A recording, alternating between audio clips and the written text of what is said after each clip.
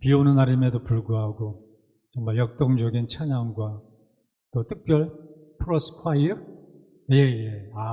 수준 있는 프로스콰이어의 아주 찬양, 또 여러분의 그 찬양과 예배하는 모습을 보면서 제가 감동을 받았고요. 3개월 됐다고 하는 교회, 참 이 모든 것이 하나님의 은혜인 줄 믿습니다. 저는 필리핀 까비떼 지역에서 선교의 사명을 감당하고 있는 정준 선교사입니다. 다시 한번 인사드리겠습니다. 우리 김창기 목사님과는 벌써 20년이 넘는 인연을 갖고 그동안 쭉 교제하며 또 소통하며 또 동역자로서 또 후원자로서 그렇게 목사님의 후원을 받으며 이렇게 지내고 있습니다. 제가 살면서 가장 중요하게 생각하는 것 중에 하나가 의리입니다. 의리. 우리 남자들 특히 의리. 의리는 사람이 살아가면서 마땅히 지켜야 할 도리라고 그렇게 알고 있습니다.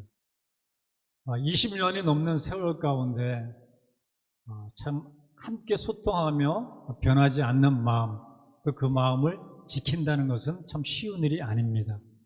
그럼에도 불구하고 우리 김창기 목사님과는 그런 의리를 지키면서 여기까지 왔습니다. 이 또한 하나님의 은혜인 줄 믿습니다.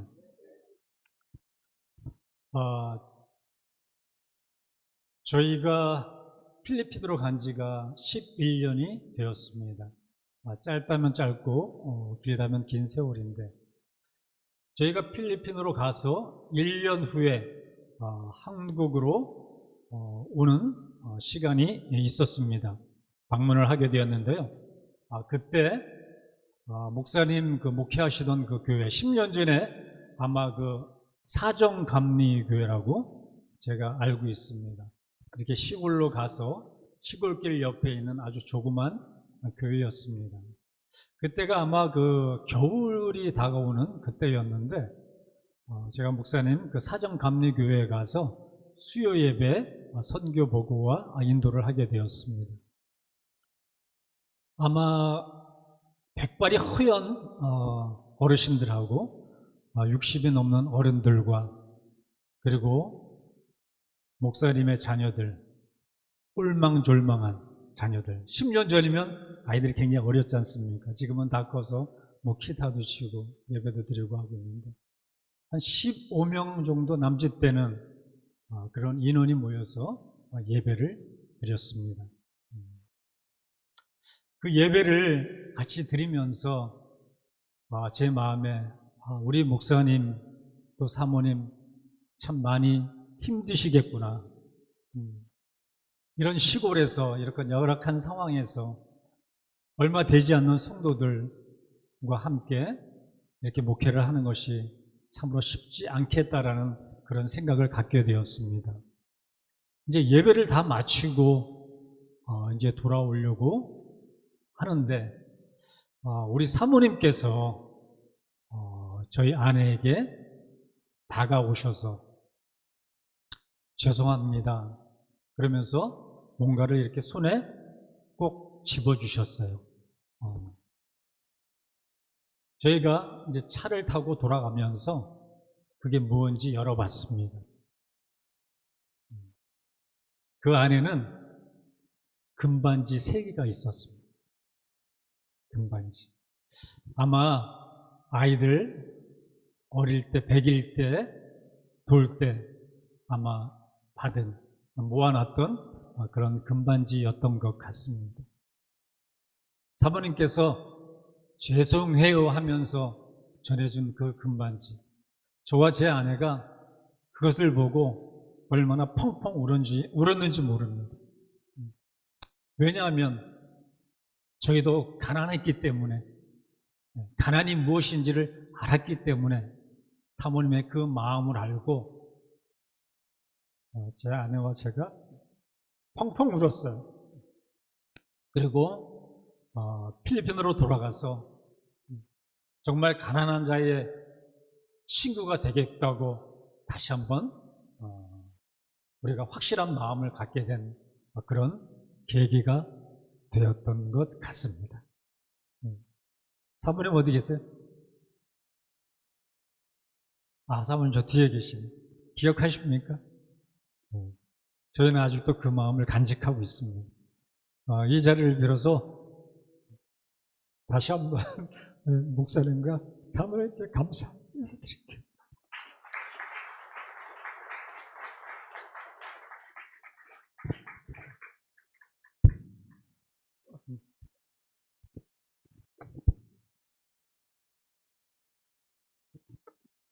우리 목사님, 사모님이 이런 분이십니다.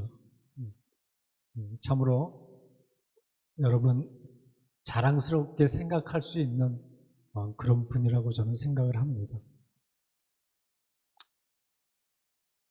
우리가 세상적으로는 마이너스라고 생각할 때 하나님께서는 그것을 플러스로 만드시는 분이십니다. 내가 가진 것이 없고 좀 부족하고 약하다고 생각할 때 하나님께서는 더욱 풍성히 채우시고 온전하게 하시는 분인 줄 믿습니다. 내 은혜가 내게 족하도다. 나의 능력이 너의 약한 데에서 더 온전하게 되어짐이라고 우리 주님은 말씀하셨습니다. 처음 저희가 선교제에 갔을 때 거의 빈손으로 가게 되었습니다. 파송교회도 없었고요. 후원자도 별로 없었습니다. 오로지 주님이 부르신 그 사명감 하나를 가지고 떠났습니다. 사람의 눈으로 보면 어쩌면 불가능하고 무모한 도전이었을지도 모르겠습니다. 그러나 하나님께서는 아무것도 없는 가운데서 하나님의 일을 시작하게 하셨습니다. 아무도 의지하고 기댈 곳 없던 그때 오직 눈물로 기도하며 하나님만을 바라봤을 때 하나님께서는 우리의 사역의 길을 열어주셨습니다. 그래서 지금 생각하면 빈손으로 선교를 가게 된 것이 오히려 하나님의 은혜였음을 고백합니다. 지금 저희는 세 곳의 교회를 건축했고 또 한 교회를 건축 중에 있습니다.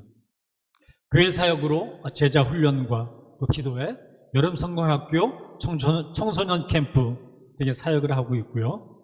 또 두 곳의 유치원이 세워져서 유치원을 통해서 우리 가난한 아이들, 배움의 기회조차도 가질 수 없던 아이들에게 무상으로 좋은 교육을 저희가 배우게 하고 있고요. 또 하나님의 말씀으로 잘 양육하고 있습니다. 현지 기업의 성시아를 위한 근로자 예배를 드리고 있고요. 또 필리핀 성시아를 위한 홀리시티 찬양 전도 집회를 드리고 있습니다. 그리고 가난한 지역의 아이들 1200명에게 매달 한 번씩 밥과 치킨을 준비해서 나눠주는 국률 사역도 겸하고 있습니다. 이 외에도 정말 감당하기 벅찬 많은 사역들을 하나님께서 허락해 주셨습니다. 그래서 이 시간 먼저 2025년 한 해 동안 하나님께서 허락하신 그 사역의 영상을 한번 보시고 말씀을 이어가도록 하겠습니다. 우리 플러스 교회에서도 내년 1월에 필리핀 단기 선교를 계획하고 준비하고 계시다고 들었습니다. 여러분이 필리핀에 오시게 되면 지금 영상으로 보셨던 저 땅, 저곳을 여러분 보고 밟을 수 있게 되실 겁니다. 네, 많이들 신청하셔서 우리 필리핀에서 다시 한번 뵐 수 있기를 소망합니다. 네. 사랑하는 여러분, 어려움 없는 삶은 없습니다. 선교도 마찬가지입니다. 현지의 그 무더운 날씨, 또 열악한 환경, 문화적 차이, 때로는 강도를 만나고 생명의 위협을 느낄 때도 있습니다. 때로는 아프고 힘든 상황과 또 재정적인 부족함도 있습니다. 하지만 하나님께서는 포기하지 않고 끝까지 인내할 때마다 놀라운 은혜를 우리에게 보여주셨습니다. 저는 선교 현장에서 포기하지 않는 자에게 은혜를 주시는 그 하나님의 은혜를 너무더 많이 경험을 했습니다. 사랑하는 여러분, 여러분도 포기하지 않으셨죠? 아멘이십니까? 그래서 여기까지 오셨잖아요. 아멘. 예. 오늘 야고보서 1장 12절은 이렇게 말씀합니다. 시험을 참는 자는 복이 있나니 이는 시련을 견뎌낸 자가 주께서 자기를 사랑하는 자에게 약속하신 생명의 면류관을 얻을 수 있기 때문이라. 이렇게 말씀하십니다. 우리는 흔히 신앙생활을 마라톤과 비유합니다. 마라톤은 단거리 경주처럼 잠시 달리고 끝나는 것이 아니고요. 단시간 내에 끝장을 보는 것이 아니라 보이지 않는 결승점을 향하여서 인내를 가지고 포기하지 않고 끝까지 달려야 합니다. 선교도 마찬가지인 것 같습니다. 우리의 종착점이 보이질 않아요. 어디가 끝인지를 모르겠습니다. 하지만 그냥 하나님의 말씀에 순종하여 그냥 나아가는 것입니다. 그 과정 가운데 어떤 일이 생길지도 우리는 모릅니다. 때로는 견디기 힘든 일과 여러 가지 상황적으로 부닥치는 어려움들이 많이 있겠죠. 그럼에도 불구하고 끝까지 참고 인내하고 견디며 주님의 길을 따라가는 것입니다.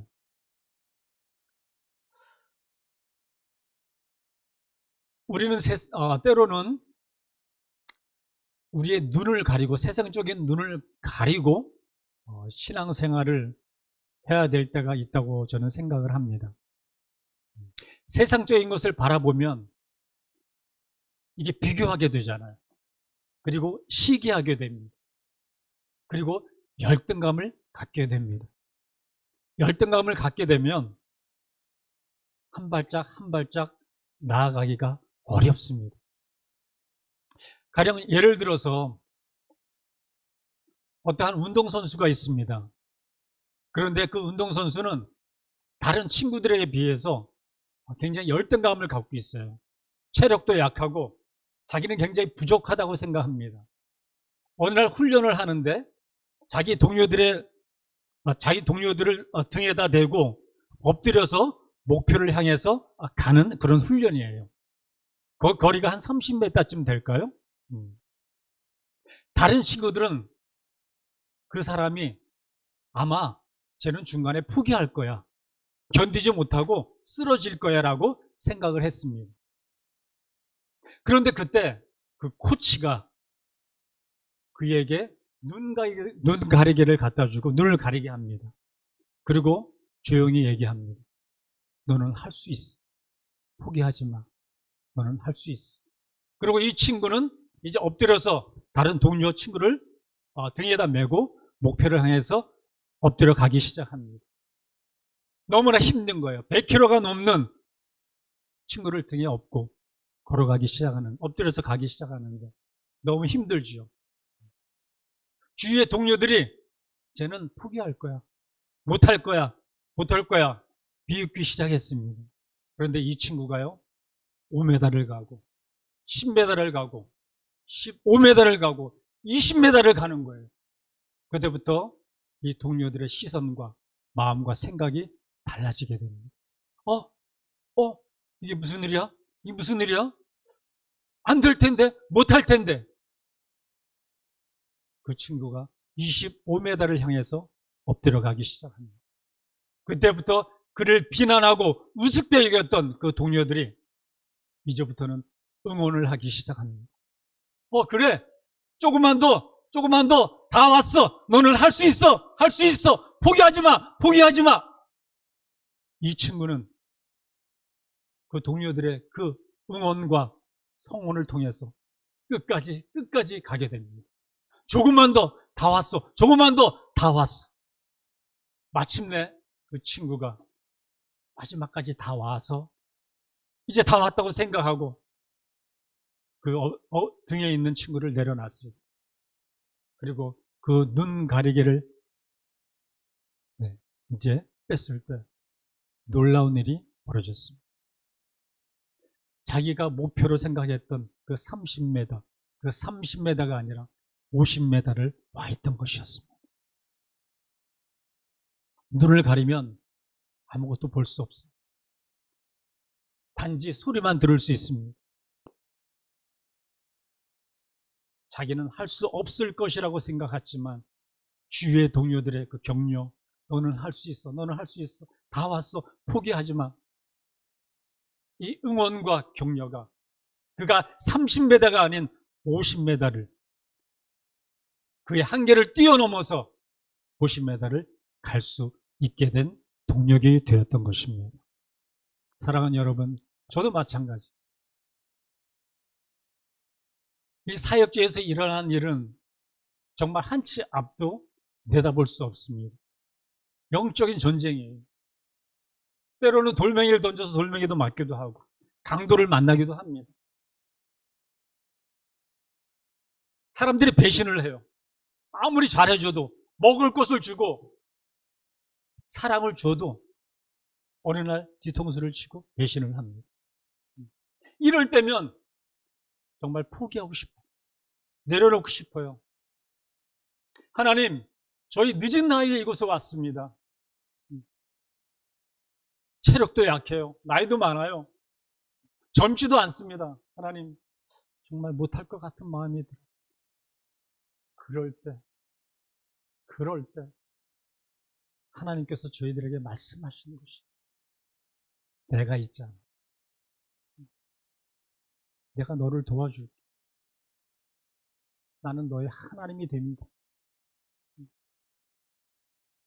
그 말씀에, 그 하나님의 음성에 저희들이 지금까지 포기하지 않고 올 수 있었고, 여러분이 영상에 보신 것처럼 정말 감당하기 벅찬 그 하나님의 일들을 지금까지 해왔습니다.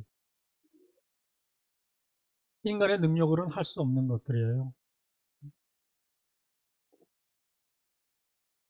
그 하나님이 계셨기에, 그 주님이 계셨기에 저희는 지금까지 달려올 수 있었고, 끝까지 포기하지 않는 자에게 주시는 하나님의 은혜를 날마다 경험하고 있습니다.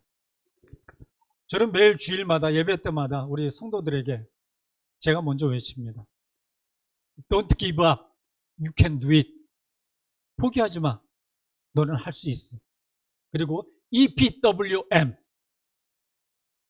우리 한국 교회에서도 많이 이 구호를 외치고 알고 있는 것으로 알고 있습니다. EPWM. 하나님을 기대하고, 보통 사기라고 합니다. 사기. 기. 하나님을 기대하고, 기도하고, 기다리면 기적이 일어난다. 영어로 얘기하면 expect to God, pray to God, wait to God, miracle happen to you. 아멘. 항상 이것을 외칩니다. 자존감이 결여된, 상실된 그 사람들에게 계속 심어주는 거예요. 할 수 있다. 할 수 있다. 이스라엘 백성들이 광야에서 만나와 메추라기를 먹었던 것처럼 저도 선교지에서 하나님께서 날마다 필요한 것을 공급해 주시는 은혜를 체험했습니다. 사람의 눈으로는 부족하고 연약해 보였지만 그 부족함을 통해 오히려 하나님의 은혜가 더 크게 드러났습니다. 성도 여러분, 우리 인생에도 아무것도 없는 것 같은 순간이 있습니다. 그러나 우리가 기억해야 할 것은 우리가 가진 것이 없을 때가 오히려 하나님의 은혜가 충만하게 임할 수 있는 때인 줄 믿습니다. 왜냐하면 아무것도 없으니까, 기댈 것이 없으니까 하나님만을 바라보게 되죠. 하나님만을 의지하게 되죠. 하나님만을 찾게 되는 것입니다. 아모스 5장 4절 말씀에 너희가 나를 찾으면 너희가 살리라. 간단해요. Seek the Lord and live. 너희가 나를 찾으면 살게 된다는 거예요. 하나님을 찾고 또 찾고, 온전히 내가 의지할 수 있는 분이 하나님인 것을 알고 고백할 때, 하나님 것은 저희의 부족한 것을 채우고 아무것도 없는 그곳에, 무인 그곳에 하나님의 놀라운 역사를 이루시고 유를 창조하셨습니다. 사랑하는 여러분, 좌절과 한탄의 기도는 고개를 숙이게 하지만 소망과 희망의 기도는 고개를 들게 합니다. 고개를 들면 하늘에 하나님이 보입니다.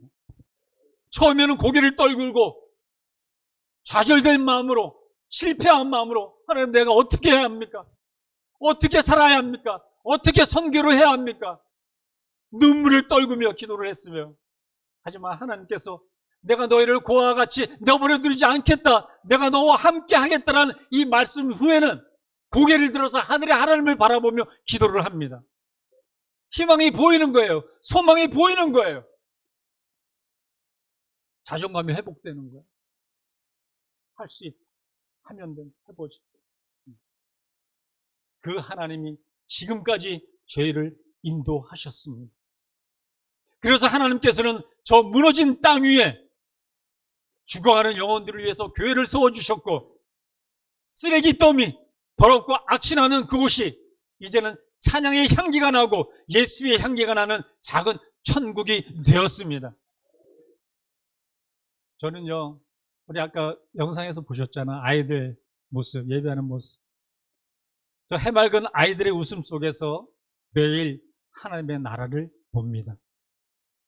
주일학교 아이들의 그 영롱한 눈 속에서 미래의 소망을 발견합니다. 그래서 저는 교육에 많은 투자와 열정을 쏟아붓고 있습니다. 잘 훈련되어진 선생님들, 또 체계적인 프로그램과 교육 자료를 통해서 아이들을 정말 잘 양육하려고 노력하고 있습니다. 부모들의 무관심과 가난으로 길바닥에 방치되어 있는 아이들을 바라보면서 정말 저 아이들에게 배움의 기회가 주어진다면 저 아이들도 귀한 하나님의 자녀로, 또 하나님의 귀한 꿈나무로 잘 자랄 수 있을 텐데 너무 안타까운 마음이 들었어요. 그래서 그것을 두고 기도할 때 하나님께서는 그곳에 두 곳의 유치원을 세우게 하셨습니다. 교회를 세우는 과정, 유치원을 세우는 과정들이 결코 쉽지만은 않았습니다. 목사님, 크로스 교회를 세우는 그 과정 결코 쉽지 않으셨잖아요. 저도 알아요.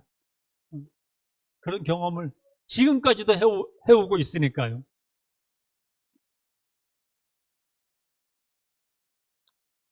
제가 때로는 낙심되는 일도 많고 많은 실망과 좌절과 고통을 가져다주는 그런 일들이 많았지만 제 삶의 목표는 오로지 하나, 하나님의 나라였기에 이 모든 것을 버티며 견디며 볼 수 있었습니다. 사랑하는 여러분, 은혜는 포기하지 않는 자에게 주시는 하나님의 선물인 줄 믿습니다. 선교 현장은 그리 녹록지가 않아요. 가난한 지역의 그 현실과 아이들의 그 결핍과 영적인 공격과 때로는 배신과 절망적인 상황들이 많이 있어요. 화면 영상에 보시면 알겠지만 매년마다 발생하는 화재와 태풍들로 인해서 삶의 터전을 잃어버리고 망연자실한 사람들, 그 파손된 그 집 앞에서 울고 있는 그런 아이들, 먹지 못해서 영양실조에 걸려있는 그런 아이들, 돈이 없어서 병원에 가지 못하고 치료를 받지 못하는 아이들, 길거리에 방치되어 있는 아이들, 동성애, 마약, 가장 파탄으로 인해서 고아가 된 아이들, 이런 어려운 상황들을 이렇게 마주하면서 과연 내가 이 난관들을, 이것들을 어떻게 헤쳐나가야 할까요? 어떻게 해결해야 할까요? 하나님 그냥 모른 척 할까요? 아니잖아요.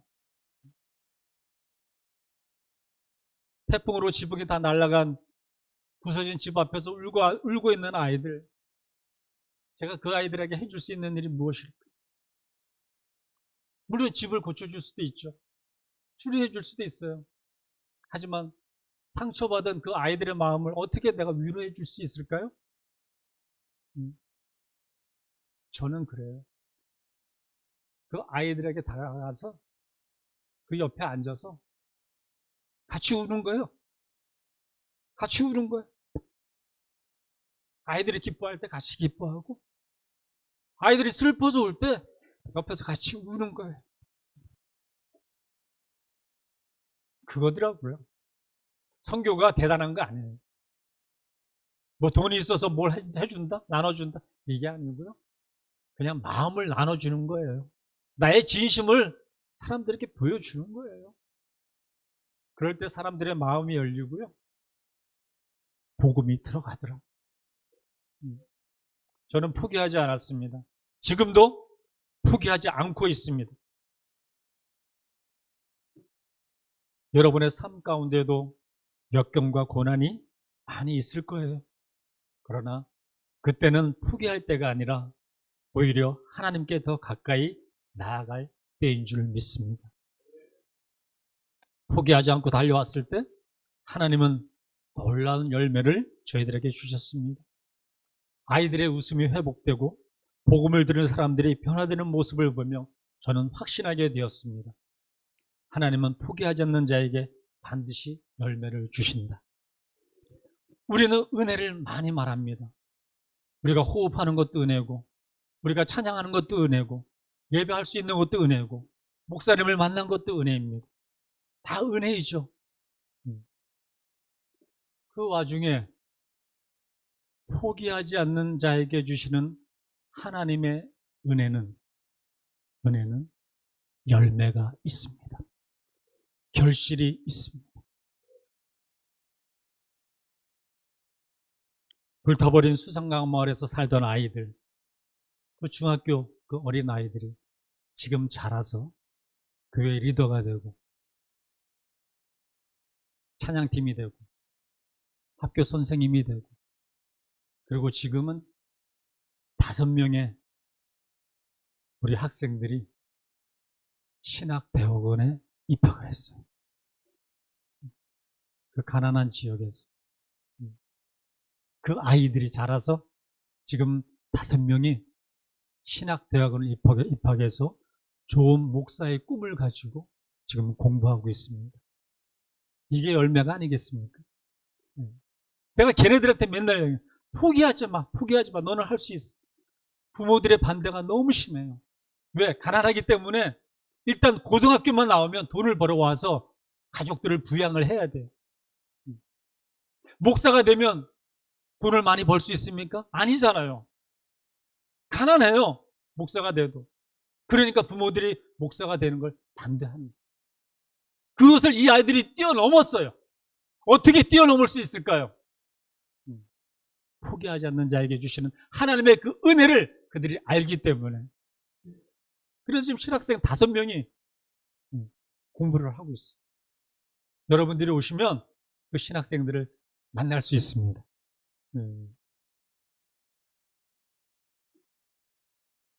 사도 바울은 감옥에 갇혀 있으면서도 편지를 써서 교회를 세웠습니다. 사람의 눈에는 갇혀 있는 실패자처럼 보였지만 그 인내와 믿음을 통해 신학 성경에 많은 서신이 탄생했습니다. 저는 선교지를 보며 깨달았습니다. 열매는 제 힘이 아니라 하나님의 은혜입니다. 저는 단지 포기하지 않고 그냥 하나님의 말씀만 붙잡았을 뿐인데 하나님은 그 믿음을 통해서 교회와 유치원을 세우고 많은 사역들을 이루게 하셨습니다. 결론입니다. 사랑하는 성도 여러분, 오늘 저는 선교 현장에서 경험한 은혜를 나누었습니다. 저는 아무것도 없었지만 하나님은 저의 빈손을 풍성하게 채워주셨습니다. 제가 많은 어려움 가운데 시련 속에서도 포기하지 않고 버틸 수 있었던 것은 오직 하나님의 은혜인 것을 다시 한번 고백합니다. 여러분의 삶에도 어려움과 시련이 있을 것입니다. 그러나 여러분 절대 포기하지 마십시오. 여러분이 포기하지 않으실 때 하나님은 반드시 여러분의 삶에도 열매를 맺게 하실 줄 믿습니다. 선교는 특정한 사람의 일이 아닙니다. 교회 전체의 사명입니다. 여러분의 기도와 물질과 관심과 섬김을 통해서 하나님의 나라는 분명히 확장될 것입니다. 너는 선교사입니다. 여러분들이 저에게 당신은 선교사입니다. 아니요. 나는 선교사입니다.